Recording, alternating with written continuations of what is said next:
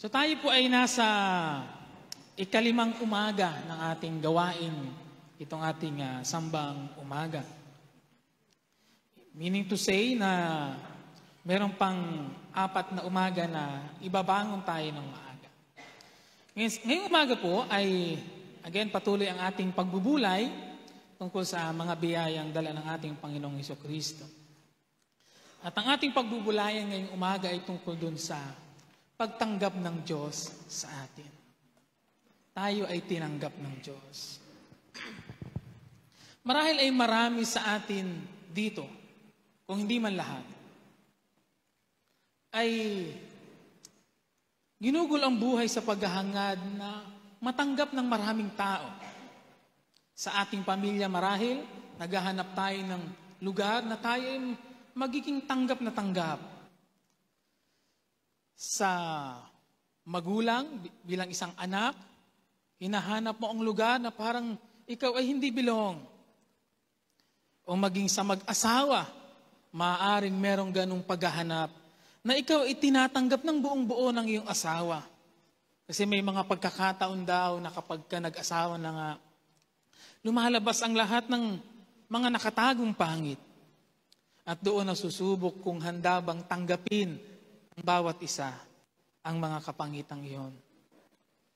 At sa mga taong nasa paligid natin, naghahanap tayo ng puwang na tayo tanggapin despite or regardless ng kung sino tayo, ano ang ating nakaraan, ano ang ating nagawa o ginawa. At madalas, ang pagnanais nating matanggap tayo ng mga tao, ang nagbubunso din sa atin para gawin ang maraming bagay na paraan para tayo matanggap. Kahit pangamisan, mababad tayo sa kahihiyan. Katulad ng pagnanais nating matanggap tayo ng mundo, yung maging in tayo sa barkada. Sinasabayan natin ang estilo, pamumuhay at pagpapahalaga ng mga taong nakakasalamuhan natin. Isang simpleng pag-illustrate ay ang paraan ng pananamit. Sa pagbili ng mga gamit, kahit hindi naman talaga kailangan. At minsan kahit maging sa pagpili ng karir na ating tatahakin sa buhay. Nagtatangka tayong gawin ang kahit ang mga bagay na kahit waring magdadala sa atin sa kapahamakan dahil nahanap natin ang lugar natin. Lalo pa kung tayo nakaranas ng mga rejection. At ang mga rejection nito ay nagmula sa mga taong malapit sa atin. Nagsisikap tayong gumawa ng mga paraan para tayo matanggap, kaya inaayos natin ang ating sarili, binabago natin ang ating hitsura, meron tayong mga pamaraang ginagawa, dahil sa palagay natin kung gagawin natin yon, tatanggapin nila tayo.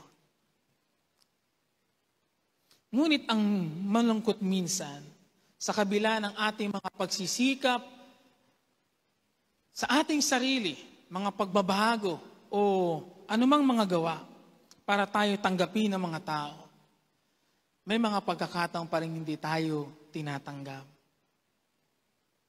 Ina-reject tayo. Kaya nga sa mga magkasintahan lalong masakit ang hiwalayan dahil sa kabila ng pagsisikap mo na maging katanggap-tanggap ay nagawa pa rin niyang palitan ka. Masakit yun. Sabihin mo sa iyong katabi, ibahin mo ang Diyos. Sa bagong tipan, ang salitang accepted ay 2 beses na ginamit na mayroong parehong kahulugan. Ang isa ay sa Lucas chapter 1 verse 28. Ito yung enkwentro ni Maria sa anghel na nagsabi sa kanya, babasahin ko sa wikang English. The angel, Lucas 1 verse 28, the angel came to her and said, "Greetings, you are highly favored. The Lord is with you." Yung daw pong accepted, the word accepted, ay nangangahulugang you are highly favored. You are highly favored. Ikaw ay tumanggap ng malaking pabor, pagkilala, kahit hindi ka karapat-dapat doon. Tayo'y tinanggap ng Diyos sa pamamagitan ng ating Panginoong Hesukristo. At ito ang sinasabi ng isa pang talata sa Efesos chapter 1 verse 6. Babasahin ko ulit sa wikang Ingles. Efesos chapter 1 verse 6. To the praise of the glory of His grace, wherein He hath made us accepted in the beloved.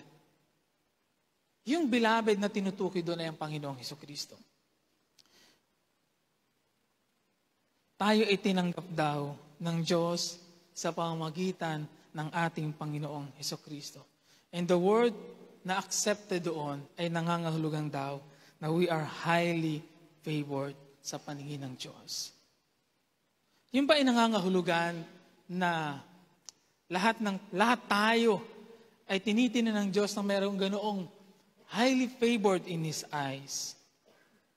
Dahil ba tayo naging mabait, naging mabuti, marami tayong ginawang magandang bagay? Hindi. Nilinaw ni Pablo na ito hindi dahil sa anumang mga bagay na meron tayo o ginawa natin. Ito'y dahil sa ginawa ng ating Panginoong Hesukristo.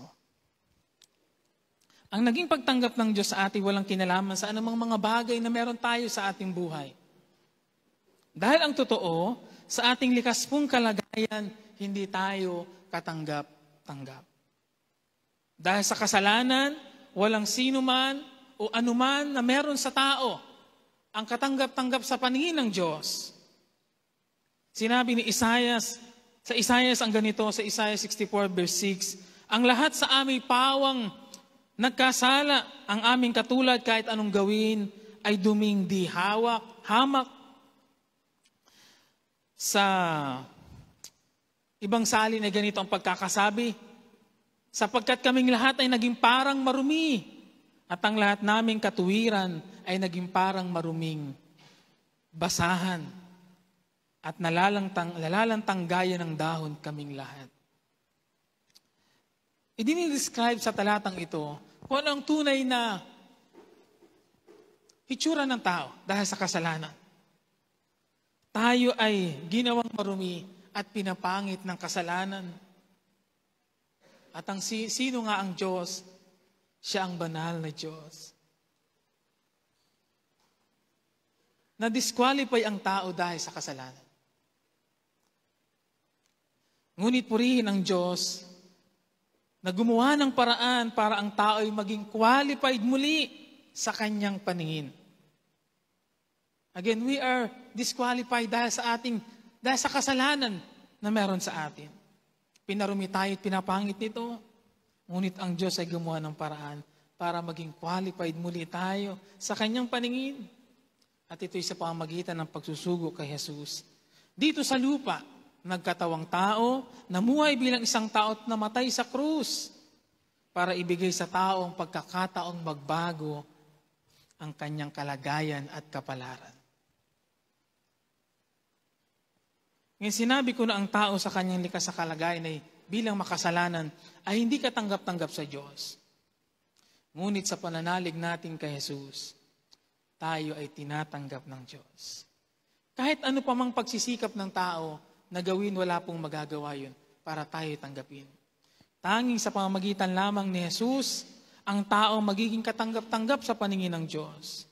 Sa pamamagitan ng kanyang sakripisyo at kamatayan sa krus, at ang pagbuhos ng dugo ni Jesus sa krus na naglinis ng ating kasalanan. Ang siyang tanging paraan para ang tao ay maging katanggap-tanggap muli sa Panginoon. Palagay ko lahat ng narito ay mag-agree sa akin na kung meron mang pinakaayaw tayong maranasan at maramdaman bilang isang tao ay yung tayo ina-reject. Yung tayo inaayawan. Kung meron mang isa sa pinakamasakit na pwedeng maramdaman at maranasan ng isang tao ay yung siya'y i-reject. Itanggi, ipagtabuyan, ayawan. Yun ang isa sa pinakamasakit na pwedeng mangyari. At yun ay totoong naranasan ng ating Panginoong Yesus. Siya'y na-reject ng tao. Siya'y tinanggihan. Siya'y itinaboy. Tinalikuran. Kilala ngunit piniling hindi kinilala ng mga taong ginawa niya ng mabuti nung una. Ngunit ito ang mabuting balita, mga kapatid. Kay Jesus, pwede nating maranasan ang lubos na pagtanggap ng Diyos. At para higit nating ma-appreciate ang ginawa ng Panginoong Jesus para sa atin, ngayong umaga po, pagbubulayan natin, ano ba ang nangyari o nangyayari nang tinanggap tayo ng Diyos?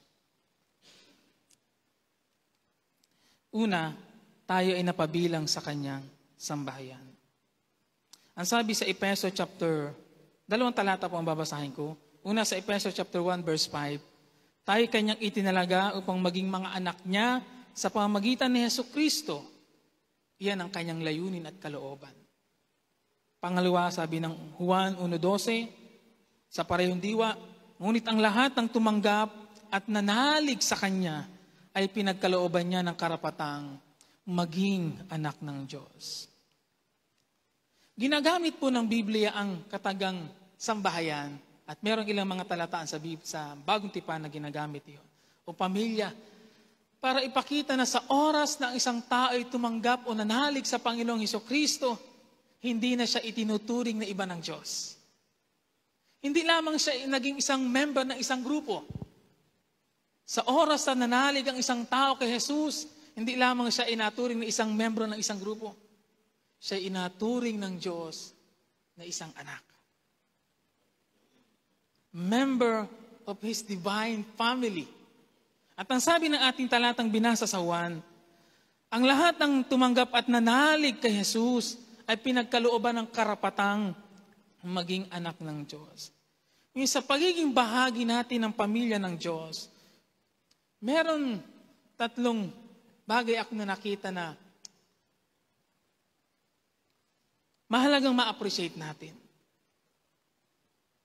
3 pribilehiyo na tanging ang mga membro lamang ng sambahayan ng Diyos ang mayroon.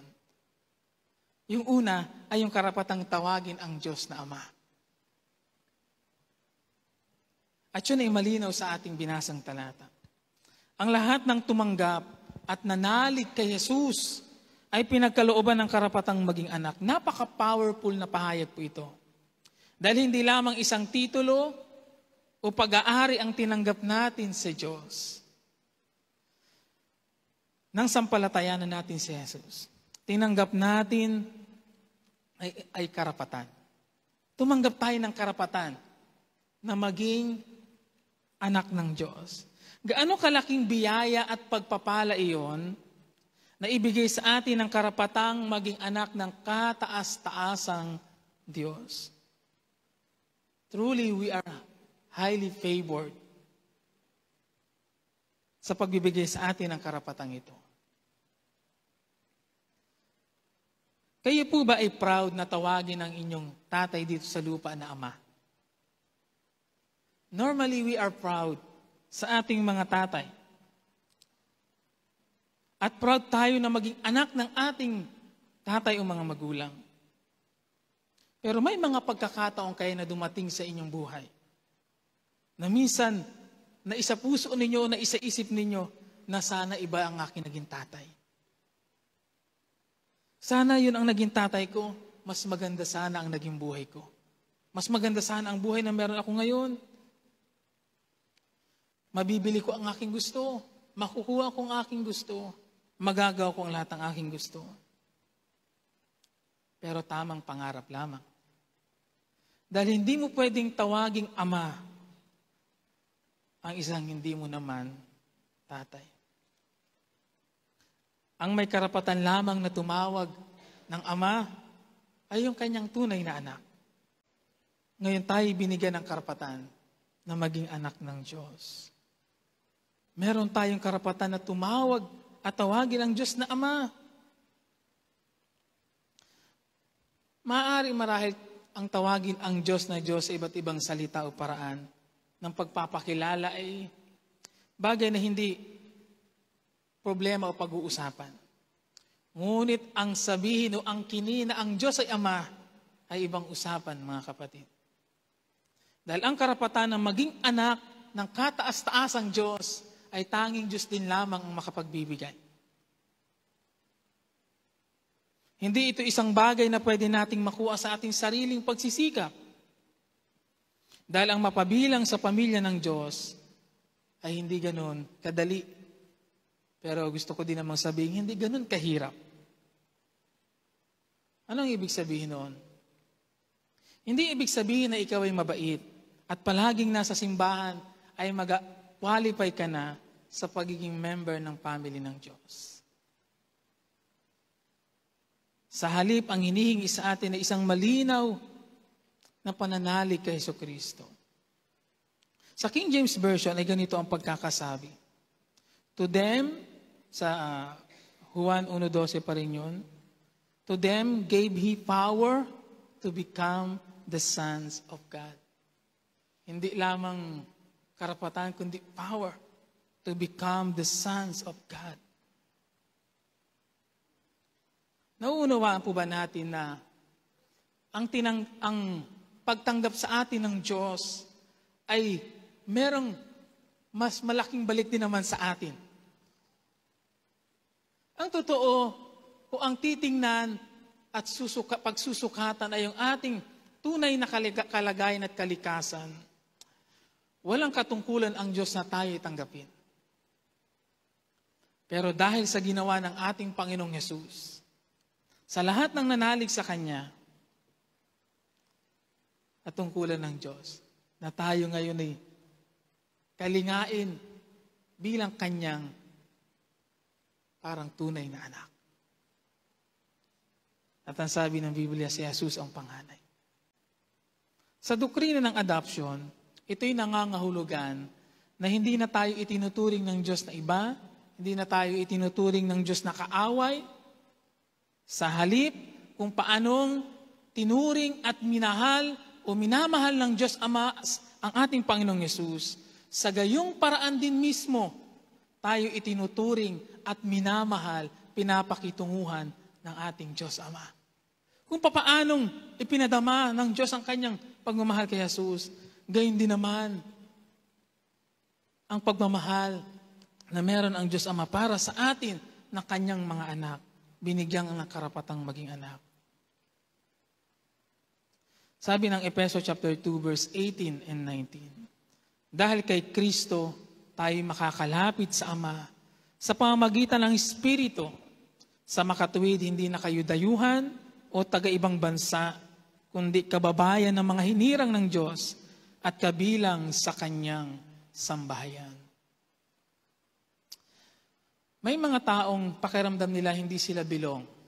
Tanungin mo ang iyong katabi, ano ang pakiramdam mo? Ikaw ay bilong sa pamilyang meron ka? Sa komunidad na kinabibilangan mo? May mga kabataan, ang pakiramdam nila, sila hindi bilong. Sila hindi bilong.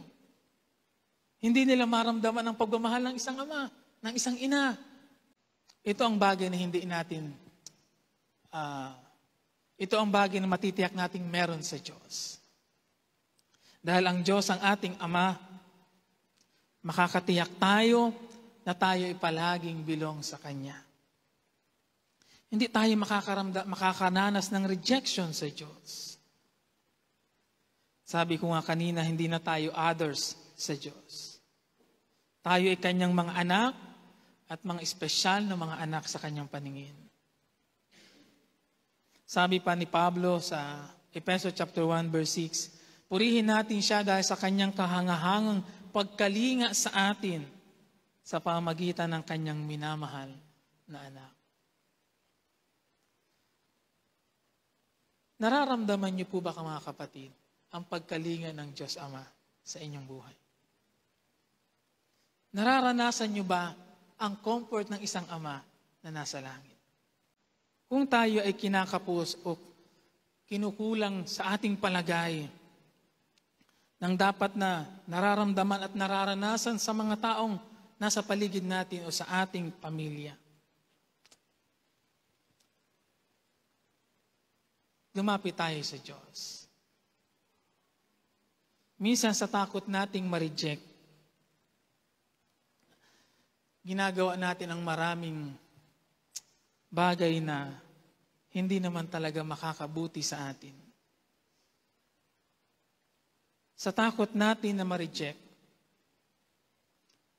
ayaw na din nating makisilamuha sa iba.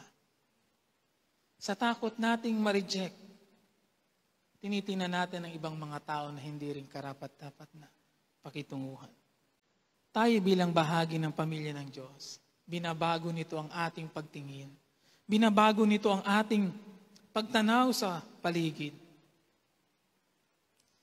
Totoo na maaaring makaranas tayo ng rejection sa tao. Pero dahil tayo nasa pamilya na ng Diyos, makakaasa tayo na palagi tayong mapupuno ng pagmamahal galing sa Diyos. Sabi ni Pablo sa Roma chapter 8 verse 15, sapagkat hindi kayo tumanggap ng espiritu ng pagkaalipin upang muling matakot. Ang tinanggap ninyo espiritu ng pagiging anak at ito ang nagbibigay sa atin ng karapatang tumawag ng Ama, Ama ko. Kaya, meron ba tayong karapatan na tumawag sa Diyos ng Ama, Ama? Meron. At yun ay sinasabi ng ating talata. Ngayon lahat ba ng tao merong karapatang tumawag sa Diyos na Ama, Ama ko? Pwede nilang sambitin yun by words. Pero yung pagkilala ko, ina-acknowledge nga ba ang kanilang pagtawag? Ang tanging meron lamang nun ay mga binigyan ng Diyos ng karapatan. Kaya meron tayong karapatan na tumawag sa Ama, sa Diyos na Ama. At magpakalinga sa Kanya bilang Kanyang mga anak. Pangalawa, yung pribilehiyong meron tayo sa pamilya ng Diyos ay yung karapatang malayang magpauli-uli sa Kanyang presensya. Yung karapatang makalapit sa Diyos anytime na naisin natin. Kaya hindi lamang yung karapatang tawagin ng Ama na Diyos ang Diyos. Ang tinanggap natin kundi yung karapatang makalapit sa Diyos sa anumang pagkakataon, sa anumang kalagayan, sa anumang karanasan na mayroon tayo. Noon ang mga saserdote lamang ang may karapatang lumapit sa dakong kabanal-banalan. Sa presensya ng Diyos, inalis ni Jesus yun. Binago ni Jesus yun. Inalis ni Jesus ang gap sa pagitan ng Diyos at ng tao. Kaya ngayon, sabi ng Biblia, malaya na tayong makalapit sa Diyos para mas makilala natin ng personal ang Diyos at maranasan ang Kanyang pagkalinga at pagmamahal. Ang sabi ng isang article, family conveys a sense of belonging. Tayo tinanggap ng Diyos sa Kanyang sambahayan sa kabila ng ating mga naging pagkakasala at pagsalansang. Regardless ng kung ano ang nagawa natin sa nakaraan, gaano man kalaki ang ating naging kasalanan, tinanggap tayo ng Diyos ng buong buo at ibinilang sa Kanyang sambahayan ng walang anumang panunumbat.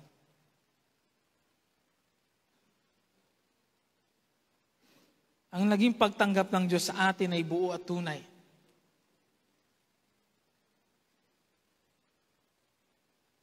Ngayon, ano ang layunin ba na dapat meron tayo sa ating pagbabalik-balik sa presensya ng Diyos?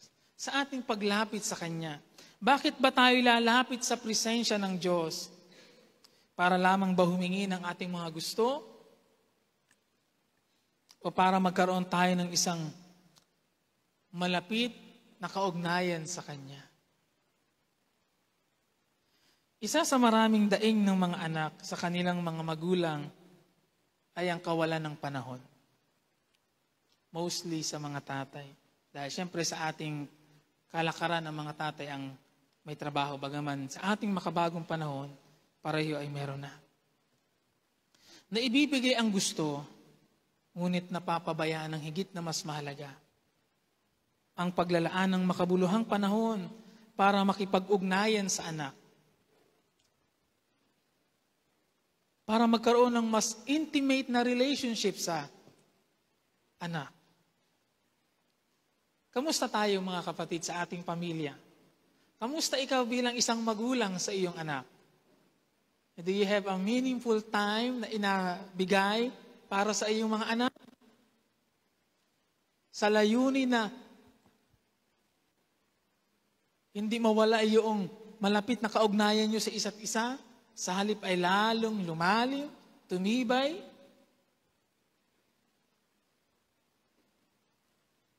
Ganon din naman tayo para sa Diyos, mga kapatid. Binuksan ni Jesus ang pinto para sa atin na malayang makalapit sa Ama. Hindi para gugulin lamang sa paghingi ng mga bagay na gusto natin. Binuksan ni Jesus ang pinto para sa atin. Para gamitin natin ang mga pagkakataong ito para lalong makilala ang Diyos. Lalong mapalapit sa Diyos. Para lalong lumalim at tumibay ang ating kaugnayan sa Diyos. Binigyan tayo ng kalayaang makalapit sa Diyos para ma-enjoy ang isang malapit na kaugnayan sa Kanya. Inadipit natin ang purpose, mga kapatid, kung bakit tayo pinagbuksan ng pinto ng Diyos. Kung hindi naman natin ibinibigay ang nararapat na oras at panahon para sa Diyos, para siya'y ating makaniig at maranasan. Kaya huwag lamang tayong basta lalapit sa panahong may kailangan. Lumapit tayo sa Diyos sa layuning makaniig at maranasan siya.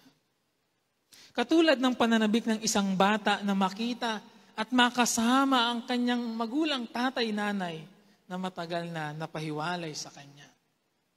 Sana'y magkaroon tayo ng ganong klase ng pananabik palagi sa Diyos, sa ating Ama, na siya'y makapiling, makasama, maengkwentro araw-araw. Mayroon tayong kasabihan na family matters most. Ang pinakamahalaga sa lahat ay pamilya. Kaya nga minsan ang mga magulang ay naglalaan ng panahon para ipasyal ang mga anak. Magpakadami-dami ng commitment sa trabaho dahil gusto nating ipakita ang ating pagpapahalaga at pagmamahal sa ating pamilya. Sinasadya nating tumigil sa ating mga kaabalahan at maglaan ng isang makabuluhang oras at panahon para sa ating sambahayan. Mga kapatid, kung gusto nating magkaroon ng isang makabuluhan o meaningful time na mai-enjoy natin ang kaugnayan natin sa isa't isa, kailangan mong sadyain. Sabihin mo sa iyong katabi, kailangan mong sinasadya. Sa dami ng ating kabisihan, wala tayong makikitang panahon. Sa pamilya man o sa Diyos. Pero kung gusto nating lumalim ang ating kaugnayan, kailangan nating sadyaing maglaan. Kung tunay na mahalaga sa atin ang mga kaugnayang ito. Kaya wag lang puro trabaho. Kahit para sa kanila ang inapagtrabaho natin. Alalahanin nating sa pamilya, ang pagpapanatili ng isang malapit na kaugnayan ang pangunahin at pinakamahalaga. Ano ang saysay na ibibigay mo ang gusto ng iyong pamilya? Pero at the end, ikaw din ang sumira ng iyong pamilya. Yun din ang naging dahilan para masira ang iyong pamilya. Dahil hindi mo nakikita at namamalayan. Sa layo na ng loob ninyo sa isa't isa, nasa iba na ang kanyang loob. Salamat na lamang na ang Diyos natin hindi ganun sa atin. Na kahit tayo lumalayo paminsan-minsan at umaagwat sa Kanya, pinipili ng Diyos na manatili. Hindi lumalayo ang Diyos. Hindi niya tayo nilalayuan, sa halip, matyaga siyang naghihintay na tayo bumalik. Tayong lahat na narito, na kung tunay tayong sumampalataya sa Panginoong Jesucristo, lahat tayo ay kabilang sa pamilya ng Diyos. Kaya tinatawag natin ang isa't isa na brother and sister. Yun ay para bigyan ng diin ang isang mahalagang katotohanan na tayo hindi others. Sabihin mo sa iyong katabi, hindi ka others. Tayo magkapatid. Tayo membro ng isang pamilya ng Diyos. At bilang bahagi ng sambahayan ng Diyos, katungkulan nating ingatan at pahalagahan ang kaugnayang ito na mayroon tayo sa Diyos at sa isa't isa bilang magkakapatid. Alalahanin natin ang mapabilang sa sambahayan ng Diyos ay isang pabor at biyayang tinanggap natin lamang sa pamamagitan ni Jesus. At yung pangatlo ay yung karapatang tumanggap ng mana. Yung pribilehiyong ito'y tanging sa mga nasa membro lamang ng sambahayan ng Diyos. Sabi ni Pablo sa Roma chapter 8 verse 17, at yamang mga anak, tayo'y mga tagapagmana ng Diyos at kasamang tagapagmana ni Kristo, sapagkat kung tayo'y nakikipagtiis sa Kanya, tayo dadakilain ding kasama niya. Lahat ng pabor, biyaya, at pagpapala at pangako na pwedeng ma-enjoy lamang ng isang tunay na anak ay ibinigay sa atin ng Diyos. Noong unang panahon po, pagdating sa mana, ang talagang meron lamang, ang talagang tagapagmana ay panganay. Noong unang panahon. Panganay ang tagapagmana ng ari-arian. Minsan ba, hinangad mo na maging miyembro ng ibang pamilya dahil doon na ibibigay ang lahat ng gusto. At dahil doon merong katiyakan, waring katiyakan na hindi ka maghihirap, hindi ka magugutom, hindi ka mamumblema sa maraming bagay. Iniisip ko, ano ang nararamdaman kayo ng mga batang walang magulang? Ano kaya ang nasa puso at nararamdaman ng mga batang nasa lansangan, namamalimos? Hindi kaya sa puso nila naghahangad sila at nalanalangin na sana may umampon sa kanila, na merong higit na mas mabuting kalagayan kaysa sa kasalukuyang kalagayan nila. Dahil gusto nilang mabago ang sitwasyon, yung gusto nilang makaalis doon. Pero higit pa doon ang ginawa sa atin ng Diyos, mga kapatid. Nang buksan ng Diyos ang pinto para sa atin at tanggapin tayo sa Kanyang sambahayan. Hindi lamang nang binago ang ating estado ng buhay. Ipinagkaloob sa atin ng Diyos ang mga bagay na narapat lamang sa isang tunay na anak ay pinayagan din ng Diyos na ating tanggapin at maranasan at mapasa atin, maangkin natin ang lahat ng iyon. Sabi pa ng isang talata sa Santiago chapter 1 verse 17, bawat kaloob na mabuti at ganap ay buhat sa langit, mula sa Ama na lumikha ng mga tanglaw sa langit. Hindi siya nagbabago. At hindi niya tayo iniiwan o binabayaan man sa dilim. Niloob niyang tayo'y maging anak niya sa pamamagitan ng salita ng katotohanan upang matangi tayo at maging higit sa lahat ng kanyang mga nilalang. Itinaas ng Diyos ang ating kalagayan. Hindi po ba? Hindi ba't yung isang inampon, yung pribilehiyo na meron ang kanyang tunay na anak, ay meron na din siya?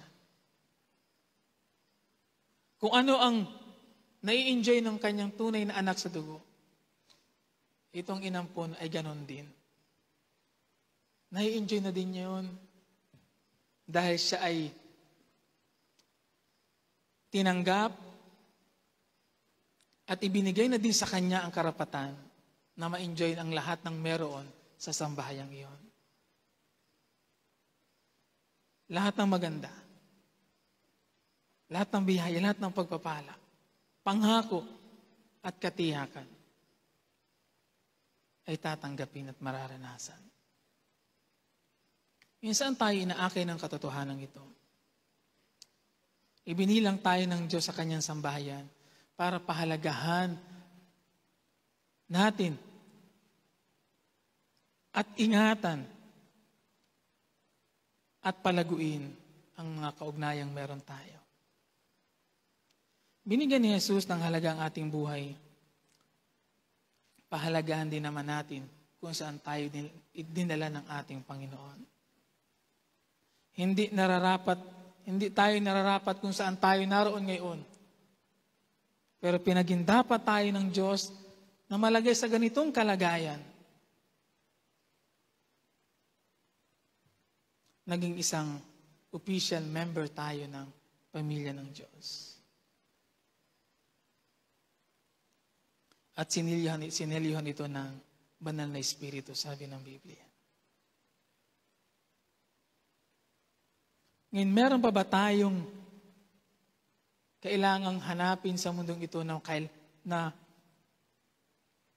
meron pa bang mga bagay sa mundong ito na kailangan nating hanapin para mapuno tayo at makumpleto? Kung tayo ay mga tagapagmana na ng lahat ng yaman sa langit. Kung ang lahat ng kayamanan, lahat ng pangako at karapatan ay ibinigay na sa atin ng Diyos. Meron pa bang bagay sa mundong ito na kailangan nating hangarin at hanapin para tayo lubos na masiyahan at mapuno? Sa palagay ko, wala na. Kaya tayo tinanggap bilang tayo bilang bahagi ng kanyang sambahayan. Pangalawa, ano ang nangyari o nangyayari nang tayo tinanggap ng Diyos? Mayroon tayo ngayong katiyakan na tatanggapin tayo sa langit. Sabi po nagkaroon tayo ng katiyakan na tayo tatanggapin sa langit. Sabi sa Hebreo chapter 10, verse 19. Sa English ko po babasahin at sundan nyo lang sa Tagalog. And so, dear brothers and sisters, we can boldly enter heaven's most holy place because of the blood of Jesus. Dahil din kay Jesus at sa kanyang ginawa, meron ngayon tayong katiyakan ng ating magiging kapalaran sa inaharap. Meron tayong katiyakan ng buhay na walang hanggan sa piling ng Diyos. Meron tayong katiyakan na sa langit tayo pupunta. Doon tayo tutungo at mamumuhay na kasama ang ibang mga sumampalataya kay Jesucristo. At ito hindi dahil sa ating mabuting gawa, ito'y dahil sa Panginoon. Ang isa sa nakakatakot na pahayag ni Jesus sa Biblia ay ang sinabi niya sa Mateo chapter 7 verse 21. Ganito ang sabi sa Mateo chapter 7 verse 21. Hindi lahat ng tumatawag sa akin, Panginoon, Panginoon, ay papasok sa kaharian ng langit. Kundi yaon lamang sumusunod sa kalooban ng aking amang nasa langit. Pagdating ng huling araw, marami ang magsasabi sa akin, Panginoon, nangaral po kami at nagpalayas ng mga demonyo at gumawa ng mga kapalaghan sa inyong pangalan. At sasabihin ko naman sa kanila, kailan may hindi ko kayo nakikilala, lumayo kayo sa akin, mga mapaggawa ng masama. Isa ito sa nakakatakot na pahayag ni Jesus. Yung tipo bang inaakala mong ikay makakapasok, pero hindi pala. Alam niyo yung pakiramdam na pinayagan ng makapasok ang mga kasama mo doon sa building, ikaw lamang ang hindi pinayagan kasi wala kang passport. Nakasakay na ang mga kasama mo sa eroplano, ikaw ay hindi nakasakay kasi wala kang passport. Wala kang visa. Ano ang pakiramdam noon na ikay maiwanan sa biyahe? Nakaalis na silang lahat, ikay nandyan. Ano ang pakiramdam? Dismayado? Malungkot? Frustrated? Marahil yun ang mga ilan sa pakiramdam. Pero ano ang pwedeng maramdaman ng isang tao sa kabilang buhay na inaakala niya siya'y papasok at tatanggapin sa kalangitan? And then ang sasabihin sa kanya, hindi ka taga rito, hindi kita kilala, hindi ka dito belong. Who you? Isa sa nakakabahalang kalagayan ngayon sa iglesia, mga kapatid, na ito. Dumadami ang mga kaanib ng iglesia. Ngunit, waring iilan ang matitiyak mo na mayroong tunay na kaugnayan sa Diyos. Dumadami ang mga umaanib, dumadating sa simbahan. Pero iilan doon ang waring matitiyak mo na mayroong tunay na pananampalataya at kaugnayan sa Diyos. Hindi ibig sabihin na ipinanganak ka sa isang Kristiyanong sambahayan, automatic na ikaw ay ligtas at palangit.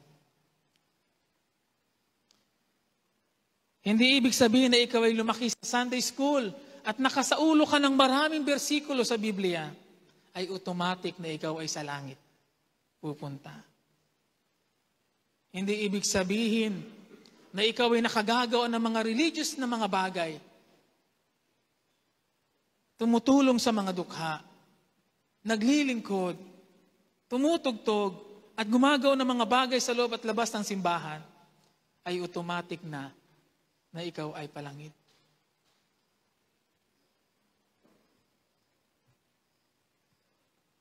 May mga taong, lalo na lumaki sa simbahan,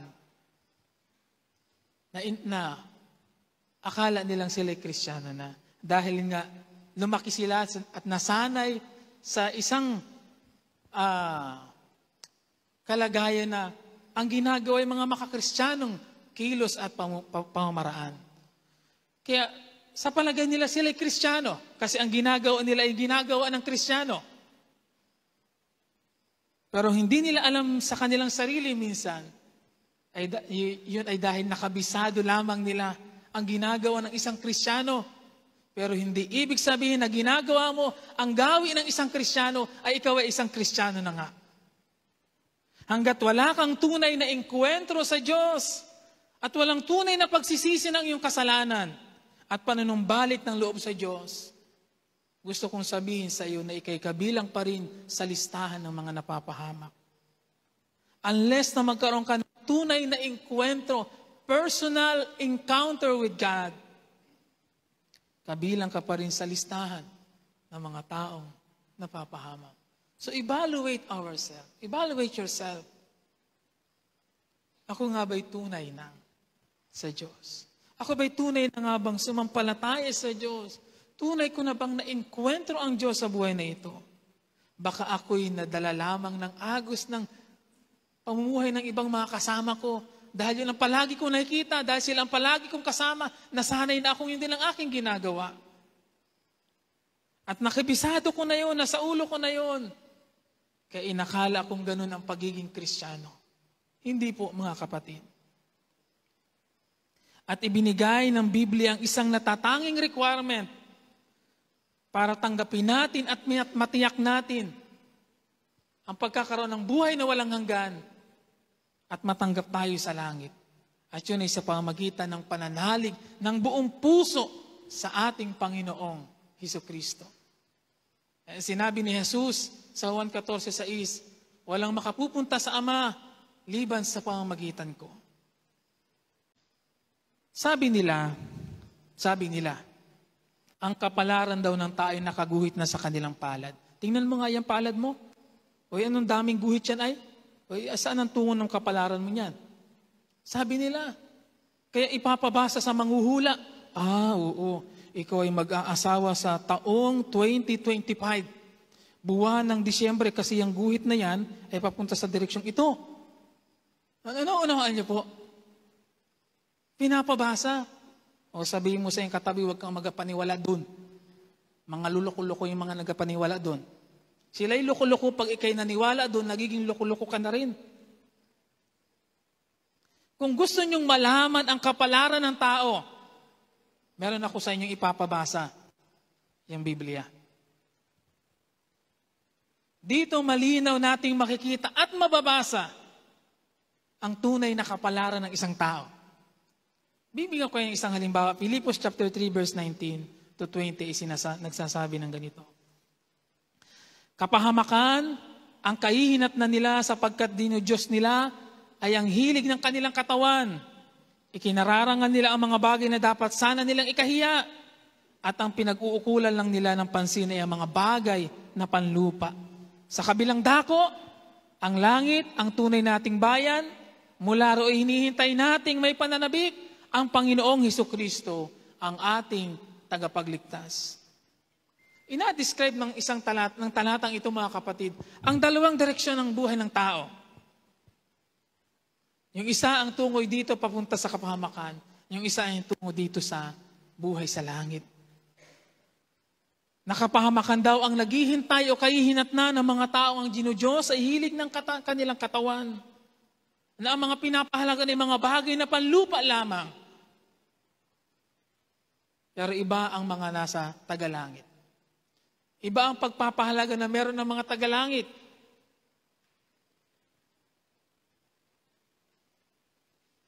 At tayo mayroong pananabik na naghihintay sa ating Panginoong Hesukristo. Hindi po ba, mga kapatid, binabago o binago ng ating pananampalataya kay Jesus ang ating kapalaran? Ang totoo, iisa lang naman ang talagang destiny nating mga tao. Simula nang magkasala sina Adan at Eva, meron na lamang iisang destiny ang tao. At yun ay papunta sa kapahamakan. At yung paghihirap sa impyerno. Yun ang nag-iisang destiny ng tao. Dahil sa kasalanan.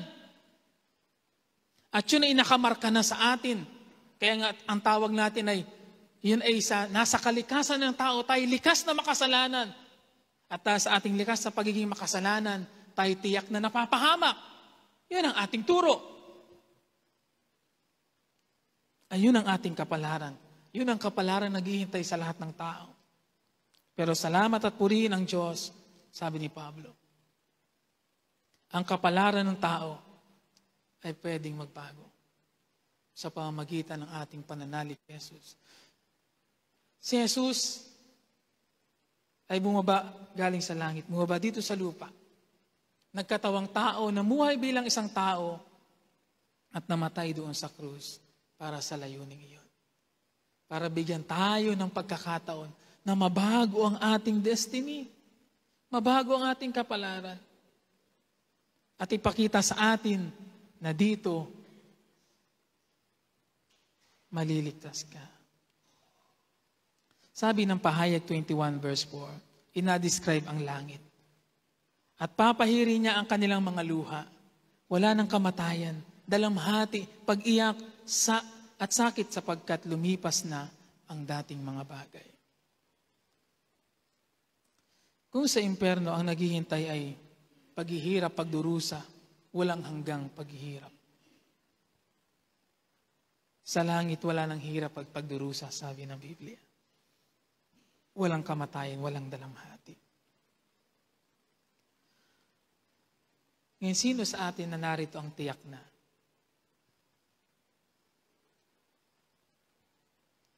Sino sa atin ang nakatitiyak na tayo tatanggapin sa kalangitan?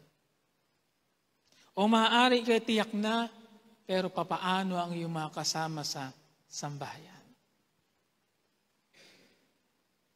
Papaano ang ating mga mahal sa buhay, kaibigan? Iniisip din ba natin ang kanilang kapalaran? Tandaan po natin, mga kapatid, na ang pagbabago ng ating kapalaran na hindi dahil sa ating sariling mga pagsisikap at gawa. Ito'y dahil sa sakripisyo ng ating Panginoong Yesus at sinampalatayanan natin yun, nanalig tayo doon. Walang pagbabago ng kapalaran kung hindi dahil sa ginawa ni Jesus. Palagay ko yung masama at mali na hindi natin ito ipaalam sa iba. Ialok sa iba at bigyan ng pagkakataon ng iba na magbago ang kanilang kapalaran. Ano ang sabi ko? Ano ang sabi natin sa nakalipas na ilang umaga? Meron akong 3 pakiusap na sikapin natin gumising ng maaga.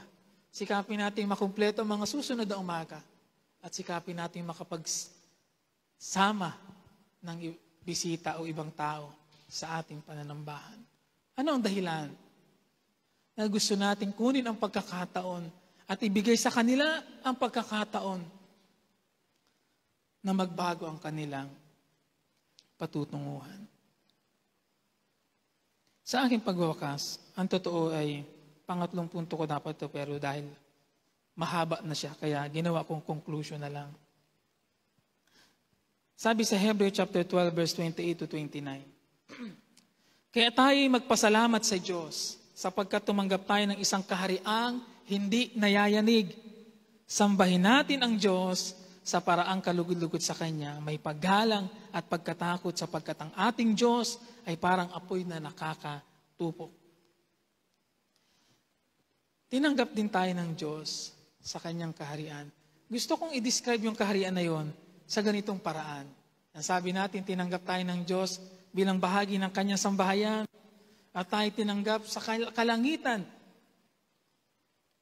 Pero pagdating sa usapin ng kaharian, bagaman parang may pagkakahawig sa kalangitan, ito yung tumutukoy tungkol sa paghahari, pamumuno ng Diyos sa ating buhay. At yung pangunguna ng Diyos sa ating buhay. Ang sabi ng talata, ang tinanggap natin ay kahariang hindi nayayanig. Anong ibig sabihin nun? Na tumanggap tayo ng kahariang hindi nayayanig. Walang sino man o anuman ang maaaring makadaig o makatalo o makapaminsala sa atin dahil tayo nasa ilalim ng pag-iingat, proteksyon at pamumuno ng Diyos. Hanggat tayo nasa ilalim ng paghahari ng Diyos, hindi tayo pwedeng mapinsala ng kaaway. Walang anuman o sino man ang pwedeng makapinsala at makayanig sa atin. Walang anumang karanasan ang pwedeng magpayanig sa atin.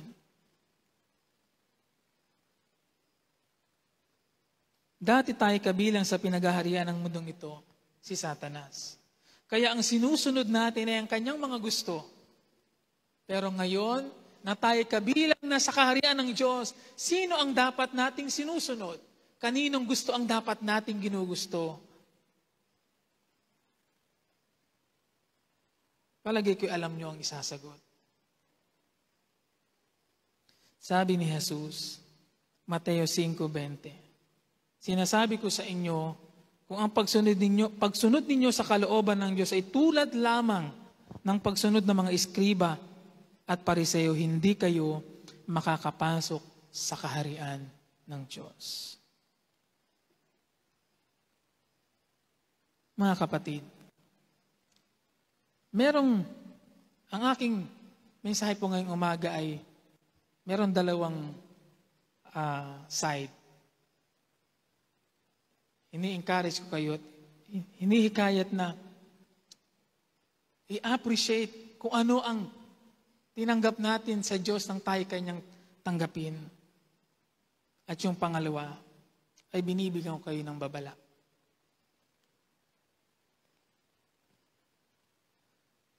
Maaaring iniisip natin na tayo ay nasa isang maayos na kalagayan na.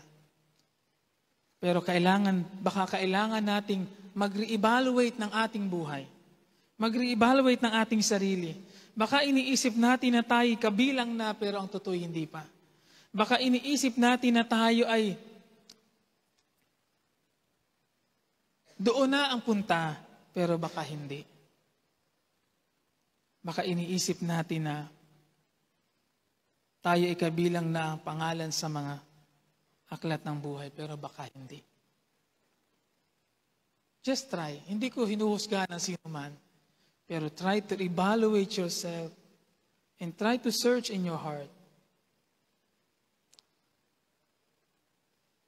Talaga bang naghahari na ang Diyos sa aking buhay? Ngayong umaga, tayo po ay pumalik sa Diyos, magpasiyasat ng ating puso, at hingin ang patuloy na biyaya at paggawa ng Diyos.